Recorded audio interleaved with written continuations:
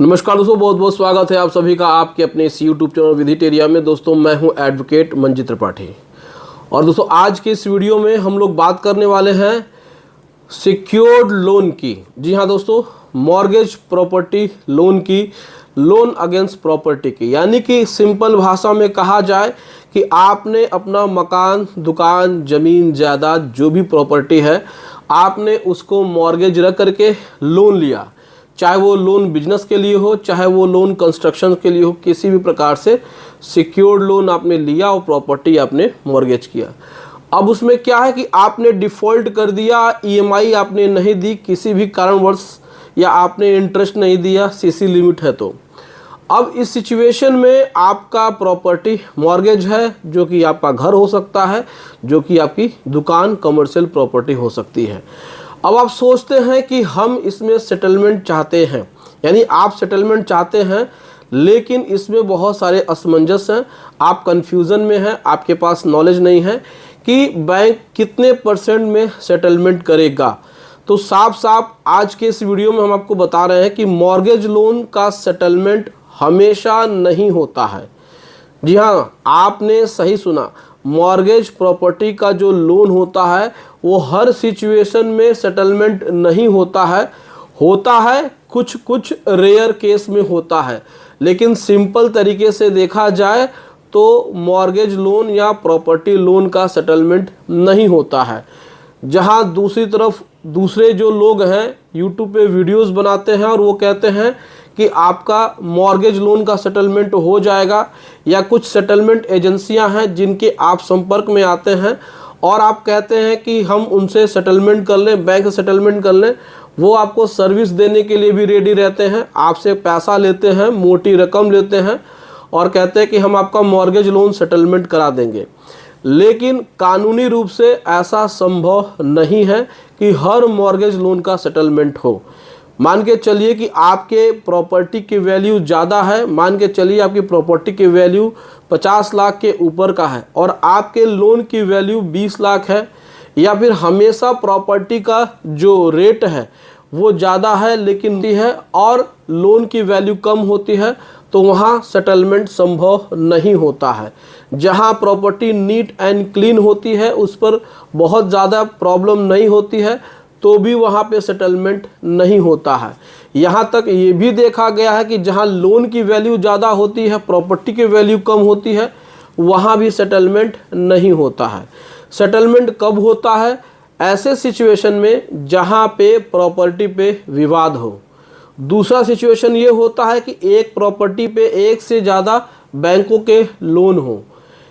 तीसरा सिचुएशन ऐसा होता है कि प्रॉपर्टी ऐसी जगह लोकेशन में है जहां पर रास्ते कम हैं, या रास्ते नहीं हैं, या रास्ते कच्चे रास्ते हैं। तो ऐसी स्थितियों में सेटलमेंट हो सकता है, लेकिन नॉर्मल तरीके से देखा जाए तो सेटलमेंट नहीं होता है। अगर आपसे कोई कहता है कि प्रॉपर्टी अगेंस्ट लोन का, यानी लोन अगेंस्ट प्रॉपर्टी का सेटलमेंट आसानी से हो जाता है, तो वो बिल्कुल भी गलत बात है। बहुत लोग कहते हैं कि 50% डिस्काउंट हो जाता है, तो ऐसा बिल्कुल भी नहीं होता है। चलिए हम आपको एक विस्तार से इसके बारे में बताते हैं। वीडियो अच्छी लगेगी तो वीडियो को लाइक ज़रूर कर दीजिएगा और कमेंट जरूर करिएगा। देखिए, सबसे पहले तो मैं आपको बता दें कि आपकी प्रॉपर्टी बैंक के पास मॉर्गेज है, तो बैंक के पास ऑलरेडी आपकी जो प्रॉपर्टी है और उनके पास ये राइट है, सरफेसी एक्ट में यानी कि सरफेसी कानून में उनको ये अधिकार दिया गया है कि वो आपकी प्रॉपर्टी का नीलामी करके अपना पैसा वसूल सकते हैं। तो फिर ऐसे सिचुएशन में बैंक आपसे सेटलमेंट क्यों करेगा? लेकिन कुछ लोग होते हैं कि भाई आपको उस सेटलमेंट के नाम पे बेवकूफ़ बनाते हैं।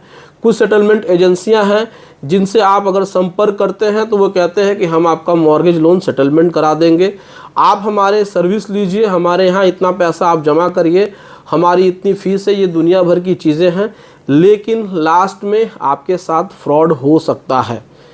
तो ऐसे सिचुएशन में आप हमेशा ध्यान रखिएगा कि प्रॉपर्टी अगेंस्ट लोन या मॉर्गेज प्रॉपर्टी लोन का सेटलमेंट न के बराबर होता है, तो ऐसे लोगों के झांसे में न आए।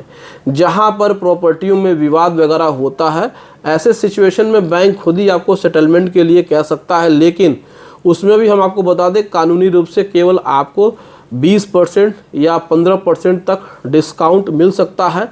वो 20% 15% आपके आउटस्टैंडिंग में से हो सकता है, न कि आपके प्रिंसिपल वैल्यू में से। यानी कि आपका प्रिंसिपल लोन जितने का है उसको छोड़ करके जो आउटस्टैंडिंग ओवरऑल है उतने पे ही वो सेटलमेंट हो सकता है।